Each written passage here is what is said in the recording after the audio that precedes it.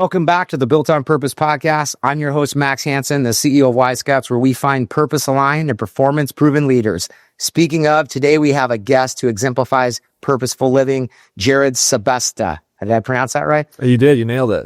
All right. Jerrid is a former TV meteorologist turned motivational speaker, financial coach, and author. After a successful 12-year career in broadcast meteorology, including positions in Sioux Falls, Phoenix, Minneapolis, he made a bold transition to focusing on helping others achieve financial freedom and live to their fullest. He is the creator and author of Life Undeferred, a platform dedicated to empowering individuals to unlock their dreams and lives.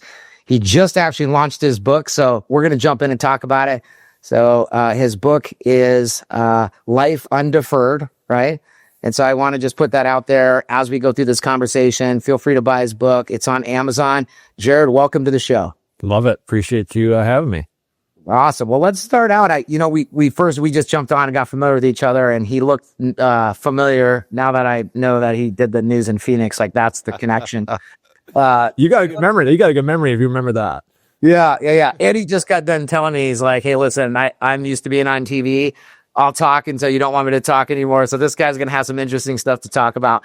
Well, let's start out like, who are you? Like, to tell us who you are. And obviously, we'll break that down a little bit, but I think that'll be a good place to start since you're feel very comfortable on camera.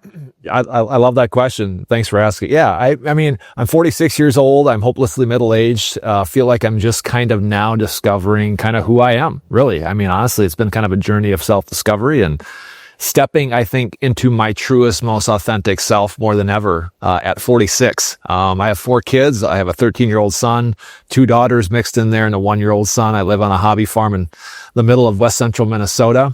And like you said, I was a TV weatherman for 12 years, stepped away from that career 10 years ago. Took my skill sets to the financial world, ended up doing business development and marketing for an independent marketing firm for 10 years. And then left that job in summer of 2024 and wrote a book, and now full-time speaking, coaching, doing mentorship programs, and really, again, helping people. I believe that my mission is helping people really discover the beauty within and letting that come out. And my mantra is that everybody has this inside of them. And once they can discover it, kind of like I did, the caps come off in your life. And so I'm a walking testimony of that, and that's really what I try to inspire people to do. Awesome. Well, I can't wait. We're already diving into some awesome stuff. Let's start back. So I have a friend that I met along the way. Actually, I'm married now. It was a girl I dated way back in the day. But anyway, she was a newscaster. And so I kind of got the inside scoop on like what that life is like. And the thing that I remember, and so just kind of, I want to understand what it was like being a meteorologist and for you. But I remember the way she described it, it wasn't as glamorous and high paid and all that as I think a lot of people think. So it's a lot of work, and you put a lot of time and effort into it. So getting 10, 12 years in and then changing, careers must have been something. But talk about what the journey was like in being a meteorologist and getting those jobs and getting those contracts. Yeah. Well, I mean, people think if they see you on TV, you're getting paid in gold bars. And there was not a truck with gold bars every 2 weeks coming to my house. I started in Sioux Falls, South Dakota, and with all due respect to my very first employer, that was exactly where I needed to be. I was horrific on the air. I had no business being on the air for probably 4 to 5 years. Not only was I in a small market, which is a phenomenal place to start, I was actually at the 3rd place station. So like if you're anybody who's watching this, who is from like South Dakota, there's like one monster station that dominates the market. Then there's the 2nd place station. I was at this station like down here. I always said there was maybe 12 people watching at best, perhaps less, per show. And I would always dare my coworkers to be like, just drop an F-bomb on the air, just to see if we even get a phone call. I bet you we don't even get a phone call. So nobody's watching. But that was a great place to start. That kind of got my foundation set. If anybody's wondering, I had to sign a contract for 3 years to make $9 an hour, which sounds a lot like a prison sentence, I think. So that's where I came from. Granted, that was 25 years ago. And then got into Phoenix, which is a much bigger market, had a chance to do all the things. And then eventually landed at a very historic station, my home state, in Minnesota. And these are all great places to work. But to your point, yeah, it's nights, weekends, holidays. There's no 9 to 5. There's no normalcy to life when you work in media. It's very cutthroat. It really, really changed back in the recession, 2007, 2008, when the internet really came into play, social media came into play, combine that with the Great Recession. Everything kind of changed for TV, and it never really has recovered fully.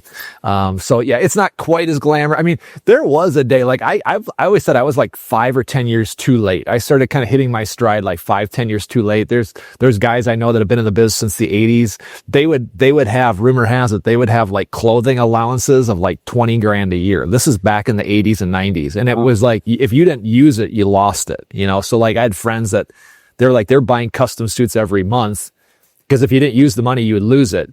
And meanwhile, I was getting paid like $18,000 per year at my first job for the first several years. And these guys had $20,000 clothing allowances. So there is some of that out there, but it's not quite like that anymore. But afforded me some phenomenal experiences over the years. Got a chance to travel the country, do some really cool things. So I do not in any way, shape, or form badmouth the TV business, but it was a necessary ending for me to hit the next pace in my life. You know what I'm saying? Yeah. I mean, did you have a like passion in like weather patterns and meteorology, or like what, like how did, like, you don't accidentally pick that? And do you still, like, what do you still do? What's the Yeah. So like I'm kind of a science nerd. Like I love earth sciences. That was my favorite subject in school. Weather always terrified me because I grew up in a trailer home. So every time the wind blew, I thought I was going to die. That type of thing, you know, like I love to, you know, my heart, this is back in like the pre-internet days, right? So like you had the Weather Channel, you know, so like you just watch local on the 8s and get the radar. I love that. I remember telling people when I was in 5th grade, I wanted to be a weatherman. I didn't know I was going to take it to TV.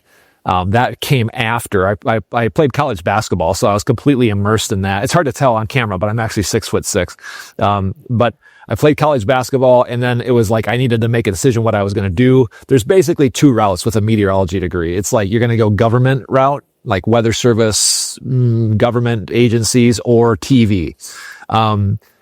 I'm not trying to sound coy, but like my only skill set is talking. I've never made money. Like this is true. And I knew that even at 22 years old, like, Jerrid, you're not real bright. Like all your skills are soft. My teachers were just giving me passing grades. There's no way I passed all my classes. You know, they're just like, give him a C and get him out of here. He's going to be on TV anyway. It's not going to matter. And so anyways, did an internship the summer after my senior year, got a horrible resume tape, and that got me my first job. But yeah, for me and my skill set, it made the most sense to be on TV, just because I mean, they literally, kid you not, they give you 3.5 minutes of free airtime multiple times a day. They don't ask or tell you what to say for the most part. And it was kind of a great way to express yourself. You weren't, you know, I mean, nobody's really checking the accuracy of your information. There was no fake news being called on you. You know, you weren't getting canceled, you know, like they do today. And so it was actually a lot of fun, but that's how it started. I didn't have a passion for TV. I had a passion for weather, and that led me to TV. Well, so already in this conversation, by the way, I've had some awesome guests. The energy and like, you know, just the humor and like, there's so much good. This is going to be such a great conversation. But I would assume being forced to like talk for 3.5 minutes, which sounds a lot easier than it probably is. There was a lot of growth that happened. Talk about like what that did. I mean, you're clearly gifted at talking, but like, you know, that's next level. Like when you're forced to do it on tape and it, you know, put out to the public every day, regardless of how many people are watching. Yeah. I mean, I think one of the best compliments I would get when I left television, people say like, we just liked watching you. Like you just seemed normal. Like you seemed like you. And I feel like that was a really great comment. You know, I mean, it's really, I'm not an actor, right? So it's like, you're not going on TV for 3.5 minutes and acting. If I was, I'd go into Hollywood, be an actor. You know, I mean, what you saw is what you got. You know, I wasn't trying to be, I made a living off of sarcasm. Like this is back in the Twitter days, like early 2000 teens.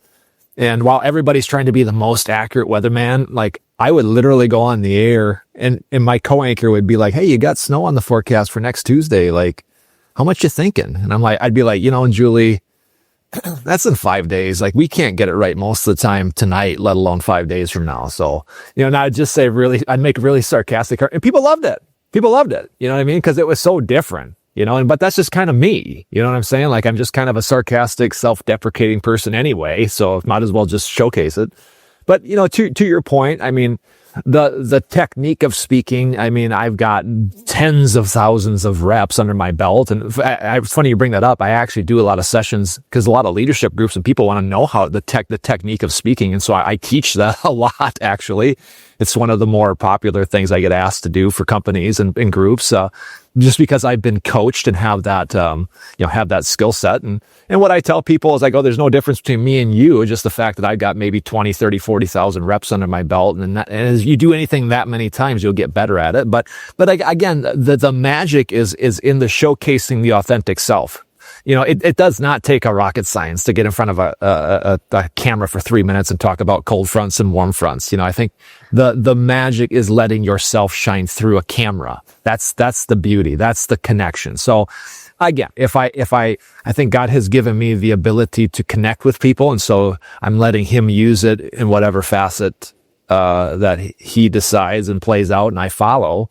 And it's played out in several venues. And one of them just happened to be on the news for 12 years. Got it. And let's jump in so our audience knows, like, what do you do today? I mean, obviously you just came out with your book, Life Undeferred. If you haven't read it, please go buy it at Amazon. But talk about what it is you do today from the coaching standpoint and the other, just so people can kind of understand the shift that you made. And we can kind of talk more about that. But I want them to understand what it is you do today. Yep. I'm a speaker, coach, mentor. Those are kind of my top three things. I do keynote talks. I do coaching and mentorship programs, and that looks like many different things in many different capacities. But do a lot of speaking. My genius is again in getting in front of people and motivating and inspiring. It's really a transfer of energy, and I say that when I teach people to speak. What you're really doing is you are transferring energy. It's not a presentation. Yes, you're transferring information, but it's really a transfer of energy. And I'm an energy guy, and so that fits in really well. So that's what I do full time. I've been fully self-employed now since summer of 2024, and the book has helped that.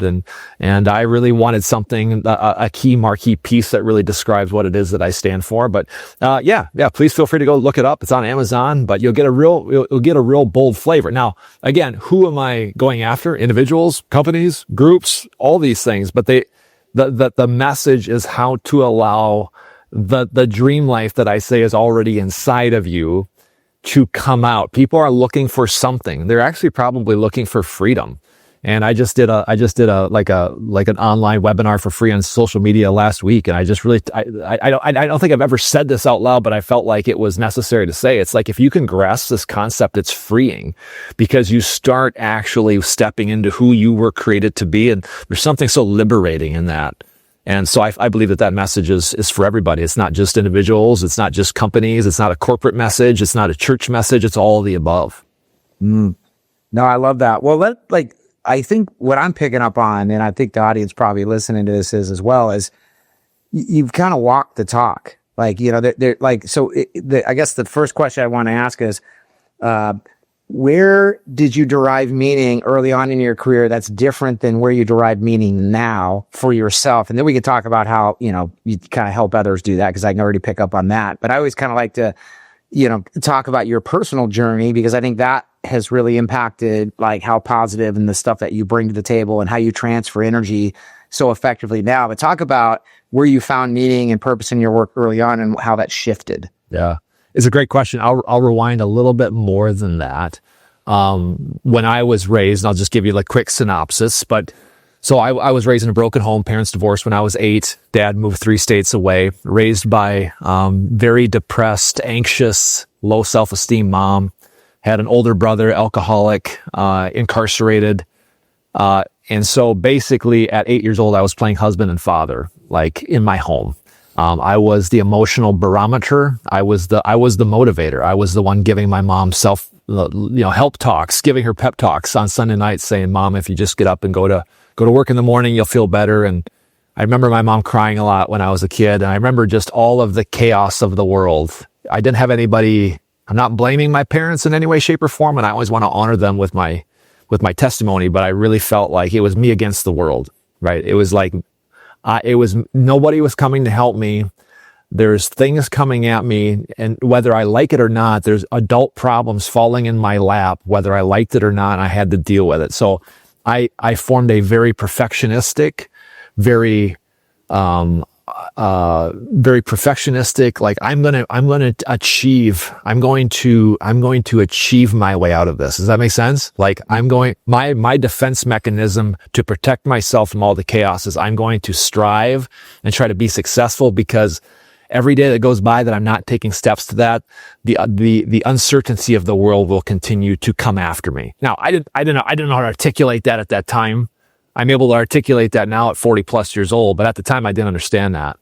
And so I remember like taking that into my adulthood. Again, I played college basketball, and again, I'm not trying to sound coy, but I was a walk-on. I was a junior college unrecruited walk-on from a small town in Southwest Minnesota. By my senior year, I was a starting co-captain on a full ride scholarship. Now, that was done out of sheer grit and determination.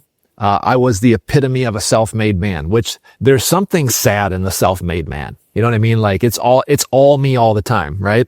I took that into my TV career. I sold my soul for TV. That gave me a lot of success, but at a very heavy price. When I left my first job in Sioux Falls, I think I left like 40 vacation days on the table. Mind you, I was getting paid $9 an hour. And I left 40 vacation days on the table, to the point where they're like, you got to use this. And I was not going to fail. Why? Because I had to keep my head above water. Does that make sense? Mm-hmm. Made my first kind of leap of faith in 2014 when I left TV. But really, like, I wasn't healed, right? And then COVID happened, right? Which was like, to me, the epitome of out of control, right? I don't want to get political. I was never really afraid of the virus per se, but I was very afraid as to how the world was changing in a very fast way. Mm-hmm. I live in Minnesota. We all know what was happening in Minnesota in 2020 on top of COVID. It was just one thing after another. That scared me to death. I had 3 small children at the time. I was terrified. When I looked at the future, it was dark, bleak. I mean, I wasn't suicidal, but I saw no end. Like today, at that time, it was like, today is the best day of my life. It is only going to get worse from here. That's where my mindset was. I did that for 2 years. And then I finally made a decision. I talk about it in the book in the very first chapter. I talk about setting the flagpole, planting the flag, and deciding. And this is my house, by the way, for those of you who are watching this visually. You don't see me doing this, but I'm actually pointing down to the south side of my house. There's a road down here. My wife and I were going for a walk on New Year's Day 2022. I was essentially waiting for the world to tell me it was going to be okay. I could come out and play again. Because at the time, for 43 years, I've done nothing but play defense. I'm going to win by saying no, huddling up, hoarding, and trying to just win that way. And I said something profound to my wife on that day. I said, I am so tired of playing defense. I am so tired of thinking this way. I'm so tired of just living in this little tiny box, and there was caps all over my life. I was hitting these ceilings everywhere, and I'm like, what the crap is this? Like, how come? It's like, I don't like motivation and energy. I feel like I'm pretty talented. I've done some big things. How come like my life is so capped? And so I made a decision that day that I was going to stop doing that. I started asking people questions. I started reading books. I started saying yes to conferences. I started hiring mentors. I started getting people in my corner. I started reading things that were challenging me. And slowly but surely over the course of the 2 years thereafter, which leads us up to today, my mindset started to shift. I realized very quickly the thing that was holding me back was really how I think. I'm not blaming my past, but because of how I was raised, I created these mindsets like life happens to me. I am a victim. Everything that's happening in my life, I have to always just outperform the chaos. Like anytime something happens, I start asking why. And my thoughts were based around self-pity, anger, and bitterness, right? Well, the divine can't work with that. You know what I'm saying? Like it doesn't align with the universe, God, whatever you call he, she, or it, you pick one, but it doesn't align. And once you can start to change the inside, you can do the inner work, you can change the wineskin. I talk a lot about this, changing the wineskin. The Bible says you don't put new wine into old wineskins. People want a new life. They want to have breakthrough. They want to be a different person. They want to have a different life in a year, but they refuse to shift and change the inside. And what I didn't know I was doing is I was changing the inside. And like, I won't even say slowly, but the cap started to burst off, right? And that led me to then being like, wow, like what I am longing for is to be aligned, to have my life be a full outward expression of who God created me to be. I don't have to go find the answer. And I'm telling everybody on this podcast, like, I don't have the answers. You have them. You have the answers. There's a pearl buried inside of you. God gave it to you at conception. And it's covered up with a bunch of gunk that you have probably put on it by yourself or from other people or mindsets or traumas or whatever, social programming, whatever it is. And if you can start to change how you think, you will start to release that pearl and your beauty of your authentic self will come out. And then you will watch the divine take over and the caps in your life will start to come off. And that's essentially how I've landed here today. My life looks incredibly different than it does 3 years ago today. And it started with that decision of saying yes and making the decision I was done playing defense, and I'm going to drastically start to work on how I think and change that. Man, love this. Love this. Couple things. So I think there's people in the world, and obviously it exemplify this, that have had challenges in the past where like those hinder them from growing. And then there are people like you, which are probably a little bit more rare, that take that and they take it almost as a springboard, but it's not an easy springboard. You go through some thinking.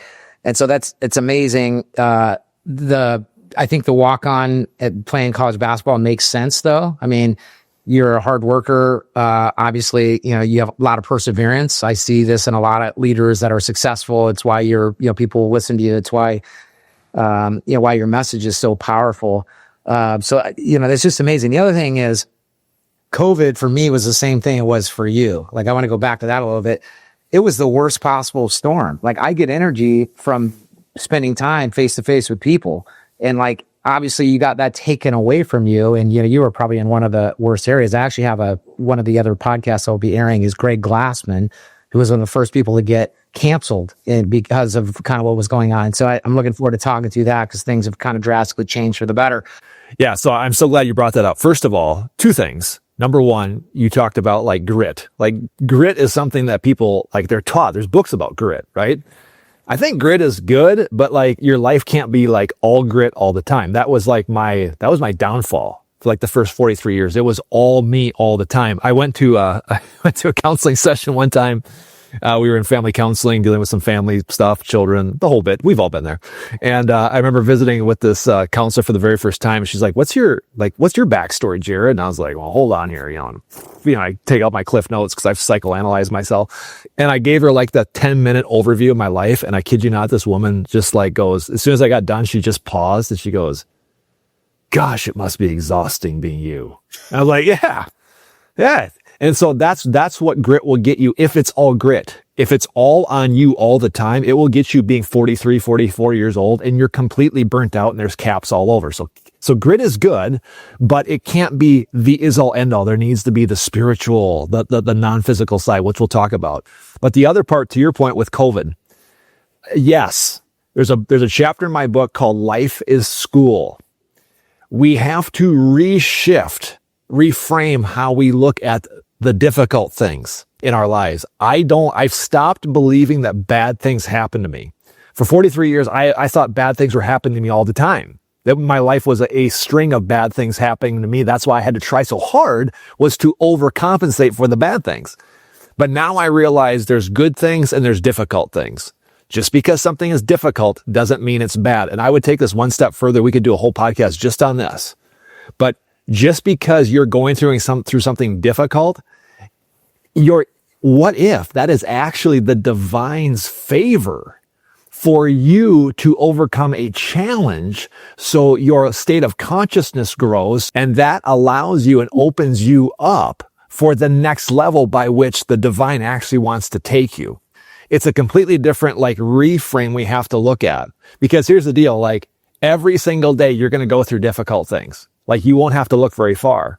And so every day the divine is giving you difficult things. COVID was a big one. God forbid we go through that again. But let me tell you today, as of the recording of this podcast, you know what I woke up to this morning? The very first thing I woke up to was my Facebook page was getting hacked. True story.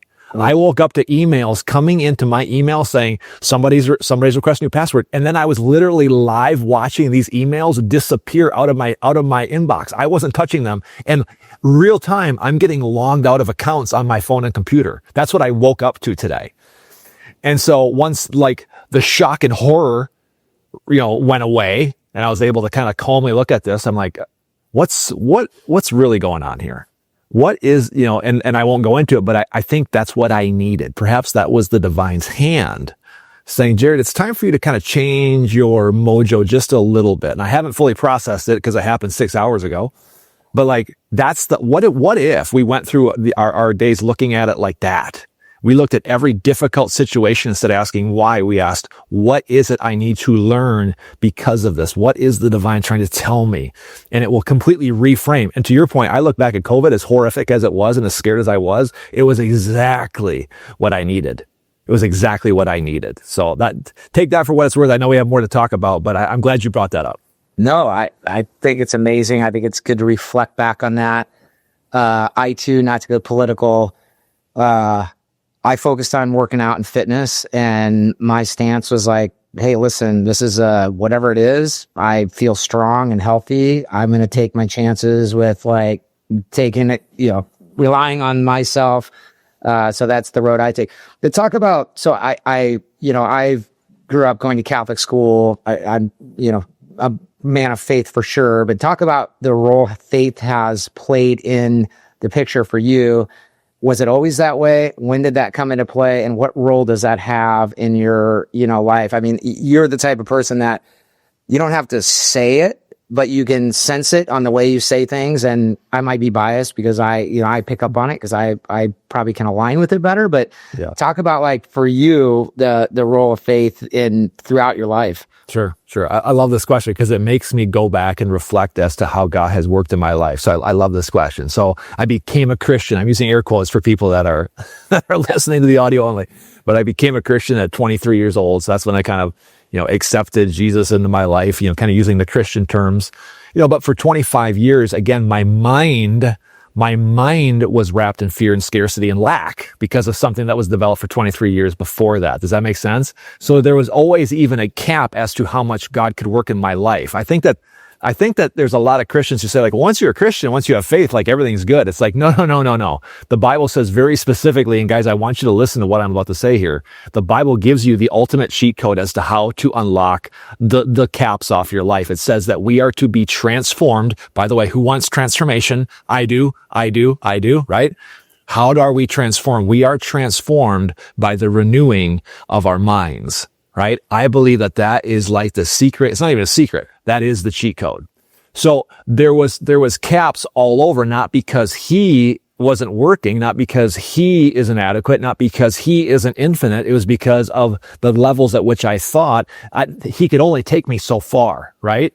And so while I had a relationship with God, had faith, that faith really has come alive in the last couple of years. Why? Because I started to intentionally, methodically change how I think. I now think about what I think about. Thoughts are random. Thinking is not, right? I was always reacting. Like most people, I'm generalizing people, but like most people just live in like the 1% world.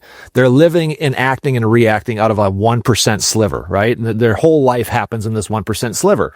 But if you're bold enough and courageous enough to step back and see the whole picture and really methodically change how you think and the paradigms by which you operate, change the programming that's happening on the mainframe, then all of a sudden God will reveal more to you.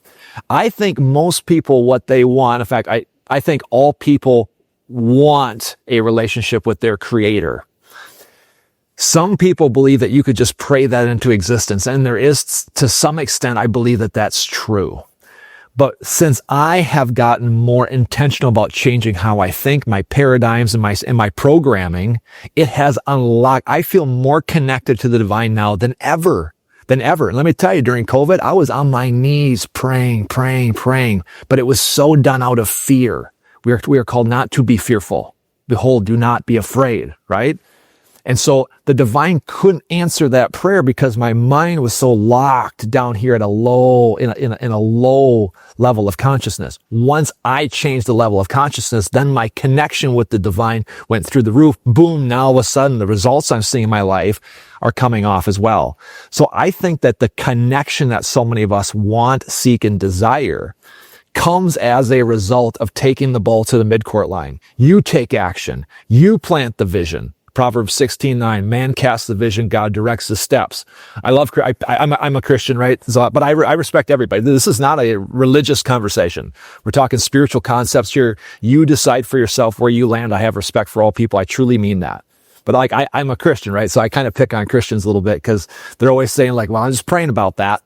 You know, I'm just seeking Christian counsel, which is good.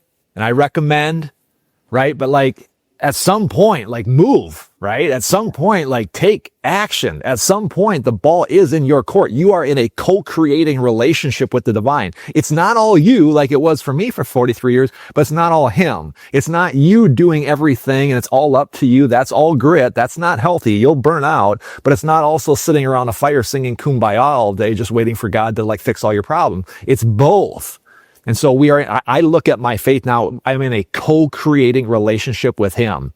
The more I can change the inner wineskin, the more it opens up the door to be connected with him and for him to work through me. And so again, I wouldn't have said that. You asked me that question 3 years ago, I wouldn't have given you that answer. So that was a learned process I had to learn in real time over time. Yeah. No, this is hitting some stuff. This morning I was listening to a podcast. I wish I could remember which podcast so I could give a credit. But the question came up to somebody very smart about like, hey, was it worth it? The entrepreneurial journey.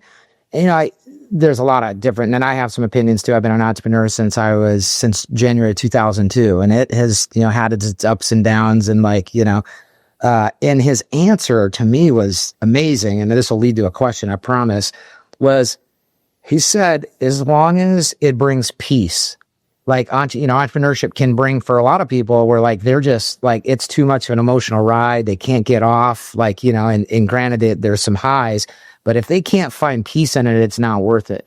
And so I think in order to find peace though, you are your thoughts. And so my question to you is like, so you went back to this and you kind of answered this, but I think this is important because for people listening that are like, all right, I'm successful, but I'm not at peace. How do you start becoming, you used your hands for those of you listening, like you start seeing life just through this sliver. How did you start seeing it more pragmatic and more open and start creating different thoughts in order to make that shift? Sure. That's great question. I love that. So a discipline that I started 2 years ago, I talk about it in the book, Life Undeferred, you can get on Amazon.com, was a morning gratitude walk. Again, I was a grinder. So I'm going to win by grinding and succeeding. That's an entrepreneurial trait. It's a beautiful, beautiful trait that many people don't have. That's why entrepreneurship business isn't for everybody, right? But what the morning gratitude walk did, and I can't explain everything, it over time, I've got a really good story with this, but we just don't have time because I spent 20 minutes just talking about this. But like what it did over time is it shifted how I think and it connected me to the divine. The very first time I did a morning gratitude walk, it was weird. It was super weird. like the 60th time I did it, it was still super weird. Well, now I've been doing it for 2 years straight. I probably have 700 morning gratitude walks out under my belt, and now I need it, right? Now, don't get me wrong, when I wake up in the morning and my Facebook account is being hacked, like my tendency is to jump right into like crisis mode and let's grind this out, which I did to some extent. But after that crisis went down, I needed to pause. Daddy's got to go for a walk. I say daddy because I work from home with 4 kids, right? So like daddy's got to go for a walk. I got to pause. It's not all me to figure out. You know what I'm saying? I think what some people need to hear is for you to grow in your business, for your business to take the next level. Don't hear this at face battle. There's a caveat to what I'm about to say. It's actually taking more time off to connect with the divine. Okay? Let me go a little bit deeper on that. If you think the key to, because at what point is enough? You know, like I spoke to a bunch of realtors 2 weeks ago, and I said, and we were talking about this exact same concept. I go, as solopreneurs, entrepreneurs, business owners, how many of you feel that you could work 24 hours a day, 365 days a year, and never run out of enough to do? Everybody raise their hand. Because at what point is enough? Because there's no 9 to 5 telling you like these are the jobs that you do, and then you clock out. It's never ending, right? That's a drug you don't want to get addicted to if you're people like me, because you'll just grind yourself into burnout. So I have to methodically and almost religiously, I don't like that word, but religiously take time to stop and connect with the divine. I've got people in my corner reminding me of this. I've got coaches, I've got mentors, and I've also got myself and my wife saying, maybe you just need to go and connect. And that could be as simple as like, go stand outside, look through this beautiful window, which you can't see, grab a cup of coffee and just connect and like reset as to why I'm doing what I'm doing. Because as entrepreneurs, business owners, man, we get so single-sided on just solving problems, putting out fires all day. You will go farther faster if you can connect with the divine. You start becoming supernatural because your wineskin is changing, your state of being is changing, how you think, how you act, and how you feel, and that opens the door for the divine then to work through you, and you will get farther faster by doing less. So I'm not suggesting Jerrid told you on this podcast that you should actually stop working so hard. It's not what I'm saying. But for people like me, for me to go farther faster, I have to do less, pause more, and slow down. Because my tendency is to then overcompensate. Well, then it becomes all about me and my desires. The divine can't work with that. And then stuff like having your Facebook account hacked into and shut down for the day happens. Which, by the way, first thing I thought of when I saw that my Facebook account was getting hacked today, I was like, that's interesting. That's interesting. You know, my flesh was like, why is this happening? But my state of being, which has now more evolved, says, okay, God, okay, what are you trying to say here? You know, I'm being attacked by the devil, all these spiritual attacks. Could it be from the Lord? Could it be the Lord actually did that? You know what I'm saying? So again, I want to encourage your listeners, your business owners, entrepreneurs, if you really want to throw supernatural fire on your business and the impact you're creating, because that's why you're doing it, maybe you do less and connect more with the divine and let him work through you and connect with him in such a way that is more powerful, and you will actually get more done. There's that term out there that says, oh gosh, I'm going to lose it now. Effortless effort, where like you actually feel like you're doing less effort, but you're getting actually supernatural results that transcend your ability. That's where that's that sweet spot you want to get into. And I'm getting better at finding that sweet spot on a day-to-day basis. Yeah, two things that come up. One is, you know, you're is a morning gratitude walk. I always ask, you know, I get a like almost coach because we do a lot of hiring with CEOs, and when people are just back to back and they don't have, you know, any buffer time, like I always ask, like, when do you come up with your best, like, you know, the best ideas? It's not when you're scrolling your phone and social media. It's not when you're in the middle of a meeting. It's like when you like take off and you're like walking or working out. For me, it's always like working out. I'm like, I solve all my problems by just hiking up the mountain and back, and I'm like ready to go.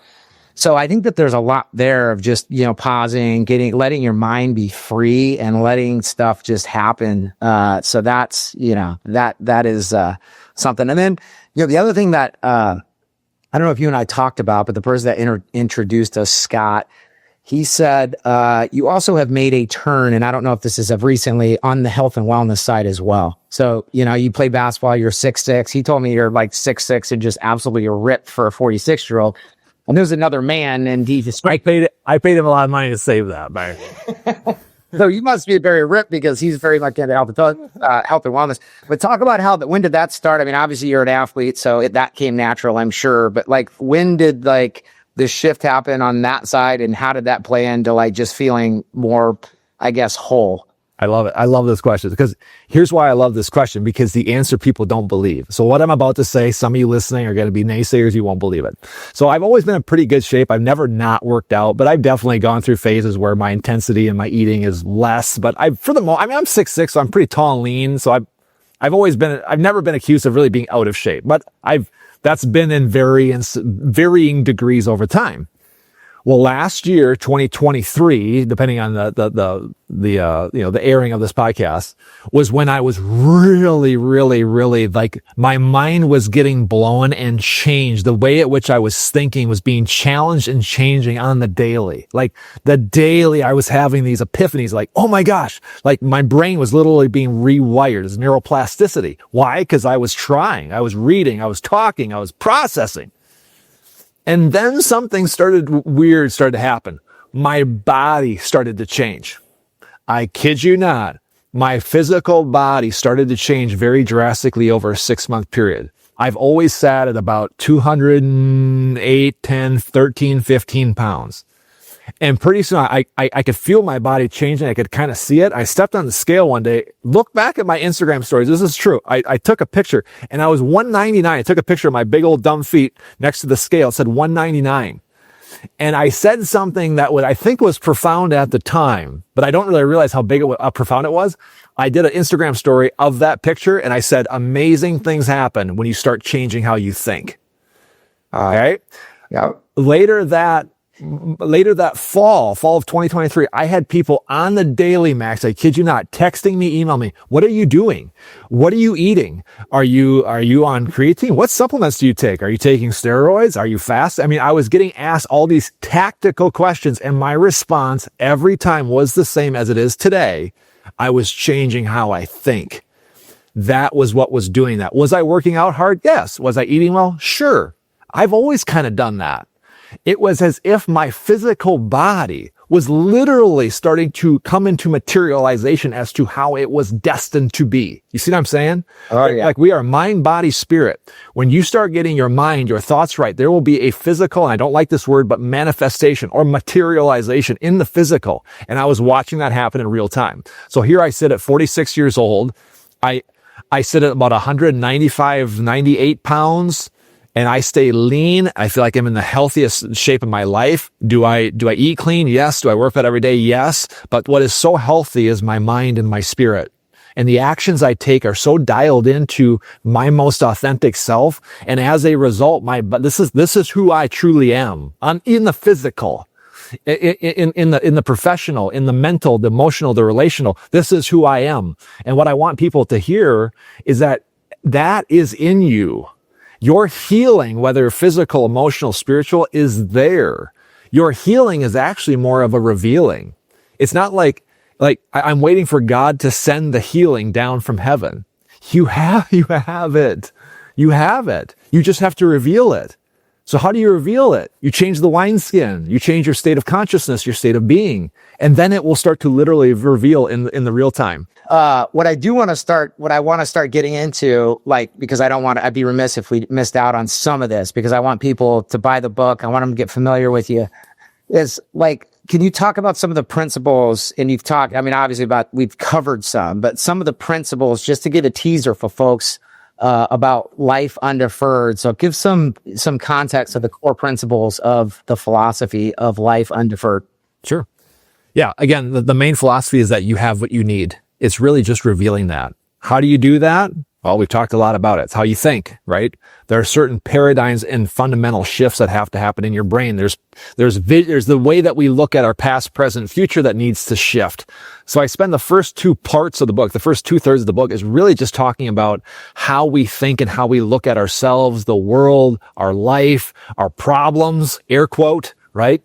And then the third part is really the process. So I've done a number of boot camps, challenges with people, and I've got another one that I'm going to start here shortly. But this really gets into the application, right? That application is a process that I run people through, and it starts with the vision, right? It's understanding who you want to become. It's understanding who you are in your most optimal self, like really getting out of the logistical brain. I tell people to stay stupid. Like, your logistical brain is good for keeping you alive. Like, if you see a grizzly bear, your logistical brain is going to be like, run or play dead. But your logistical brain is horrible when trying to develop a vision and really trying to tap into your genius, right? Because your logistical brain will always base the future on the past, right? So if your past says you've only reached this much, you've only had this much results and this much headway in the last year, your brain will automatically say it's going to be that or less, or an average of the last 10 years. Well, it doesn't have to be that way. Why can't it be exponential growth? Why can't you be unrecognizable? It's a word I'm using a lot. I want you to be unrecognizable in a year.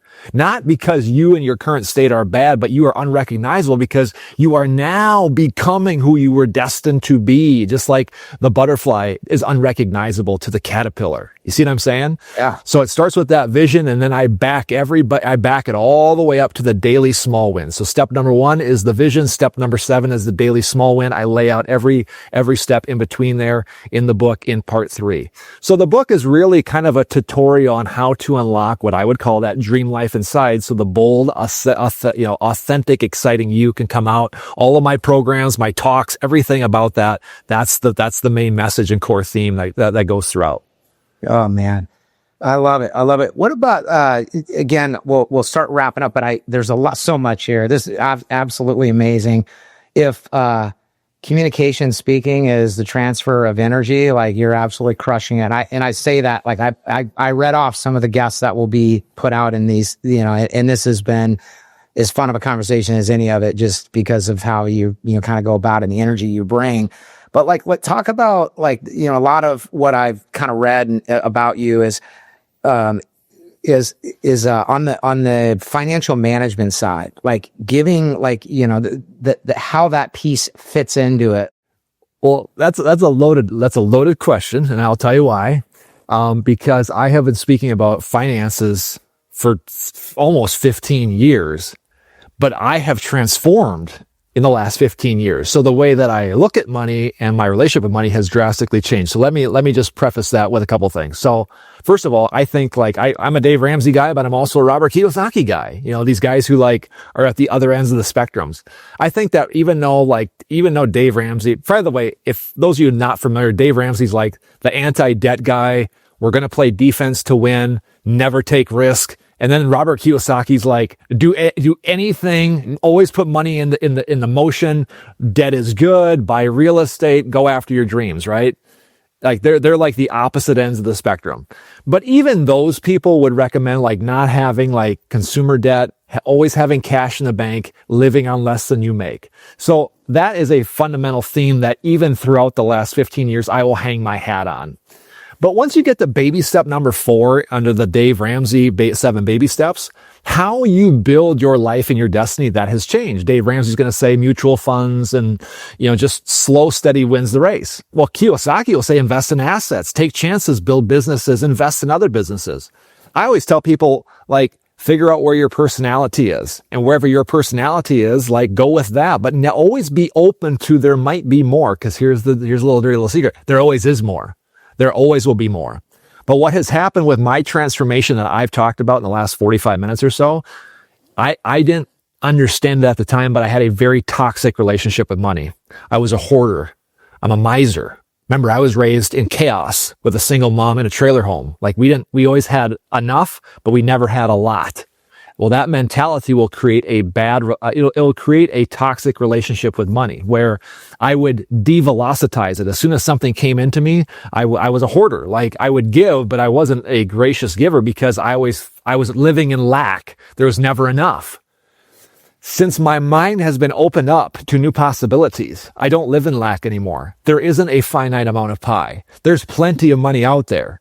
When you change the inner man, the vessel, the state of being, everything I've talked about in the last hour, what you do is you open up the vessel to receive more. And the more that you give, you're just basically a vessel. And the more that you give, the more that you receive. I'm not preaching prosperity. I'm not preaching like if I give, I get more. If I give 1,000, I get 2,000. I'm not preaching that. What I'm saying is that there is something special about the flow of money. And for the first 43 years of my life, I would stifle it. And then I always wonder why there's caps in my life. Well, I can look back and be like, dude, I was such a hoarder. I mean, I burn wood. I live in Minnesota. We burn wood, to heat our home. And there's a pile of wood. And I kind of say it's my stockpile. Like, I never want to touch that. Like one time my wife took wood off that stockpile. I was like, don't touch that. And she's like, oh, I thought it was to burn. I'm like, well, it is, but we're not going to use it. You know what I'm saying? And we do that with our money. Like, I'm not suggesting you shouldn't have cash in the bank, but like, as soon as you start locking in, the flow will stop. Guys, there's billions of dollars in the GDP. You don't need to go make any more money. It's out there. It's already there for you. You just have to create the vessel to get it. That's a much different message Max and I was preaching 4 years ago. Stay out of debt, live on less you make, have cash savings in the bank. Yes, that will create some foundation, but then go swing for the fences. Change your mind. Go, I don't want to say take risks, like risk is a bad thing, but go out there and express yourself. You have a duty. You have a duty to go after it. You're not doing anybody favors, including your creator, when you live small and you don't chase your authentic self. And for some of that, that's going to take some money. It's going to take some chances, right? I stepped away from a W-2 job. As soon as I quit my job this summer, I was writing out checks left and right. I was writing out checks for books, coaching programs, I cranked it up. Logic would say you tone it back. You save, man. You don't have a steady paycheck coming in. And I actually doubled down and cranked up my spending. Now, I wasn't buying cars. I was investing in myself and me becoming my authentic self. And by golly, voila, here we are doing this now full time, building on it daily, have a book that took risk. It took a chance to do that. If I had that hoarding mentality, that miser mentality that I had for years and years and years, it would not have happened. That's a tragedy. So it's not a money conversation. It's allowing you to come into your full authentic self conversation. Dude, I absolutely love that, that answer. What have I not asked that I should ask? Because there's so much that I haven't asked, and this has been phenomenal. It's been one of my favorite conversations for a podcast. But I want to make sure, like, there's so much you have to offer. And like I said, the energy that you bring and this has been amazing. But I just want to, like, cut to the chase and say, hey, I've got a lot of questions, but like, is there a question I haven't asked that you think like would be good for people to hear? Yeah. Well, let's land the plane here, because we're at probably an hour plus here, but like a good lander, a way that I end my talks is I talk about my fourth son. And, I've got a 1-year-old. I'm 46 years old. So, maybe you just send me a boot. I mean, you could literally ask me that. Hey, guy, Jerrid, we're going to start winding this down. Like, what's one more piece of advice that you have for people? And I could easily give you a little, like, what else is possible question. Yeah. How about that? Yeah. All right. So we're going to start winding this down. I've kept Jerrid for at least an hour here, and this has been absolutely amazing. What's one last, like, parting, like, words that you'd kind of leave with the audience? Yeah, I love this question. This is usually how I end keynote talks, but I will challenge the audience to ask what else is possible. In every facet of your life, what else is possible? Whether it's going really well, or it's like it's in the toilet, it's a 1 out of 10. Maybe it's your marriage, your physical health, but maybe it's going really well. Always ask what else is possible. There's always something more. Not because you're inadequate, like I said, it's because he's infinite. You will never run out, right? There will always be more. And what a great way to live each day. Knowing, like, wake up every day knowing there's more for you. There will be challenges. You'll have to work, but there's more for you. I'll leave with this last story. For years, my wife and 3 kids wanted more children. Years. I'd come home from the office. I'd walk into the house and I'd be met with like 3 kids, like, Daddy, can we have more kids? Can we have more children? We want a brother. We want a sister. And I'd kind of shoo them away. Like, oh, these kids, they say the darndest things. But remember my mindset, especially COVID. I was terrified. Between you, me, and the audience, don't tell anybody. I mean, I share this in the book, so it's not like it's private information. But I was terrified if my wife got pregnant. Terrified. Well, think back to where my mindset was. I lived in scarcity. Like, today is the best day of my life. It's only going to get worse. I'm going to bring another kid in. Like, making money is going to only be more difficult. There's only so much. The world's freaking nuts. Like, we want to bring another kid into this. But then what happened? My mind started to shift. My mindset, my paradigm shifted. And over the course of 2 years, the proposition of having kids, which looked crazy, all of a sudden made perfect sense. And lo and behold, guess what happened 9 months later? We had our 4th child on August 1st, 2023, little baby Bodie David. So right now I have a 1-year-old in my house. He has been a life-altering moment. He has changed the atmosphere in my home.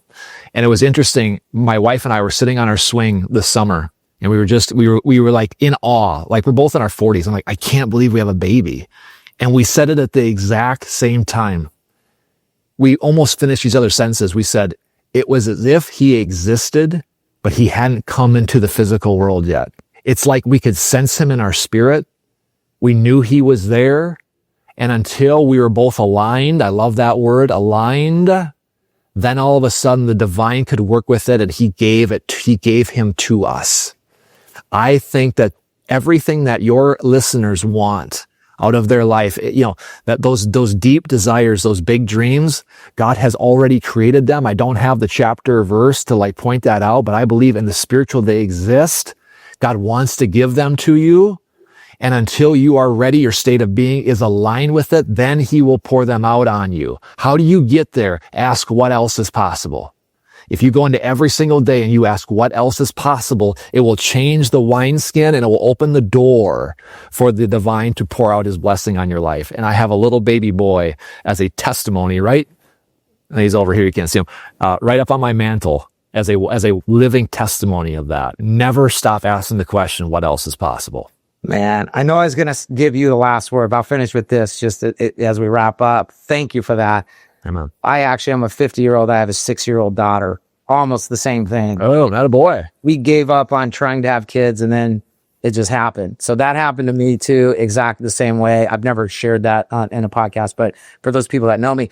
But you've been listening to the Built on Purpose podcast, brought to you by Y Scouts. You can find all of our past and future podcasts at yscouts.com. Jerrid, it's been absolutely amazing. Thanks again for your time.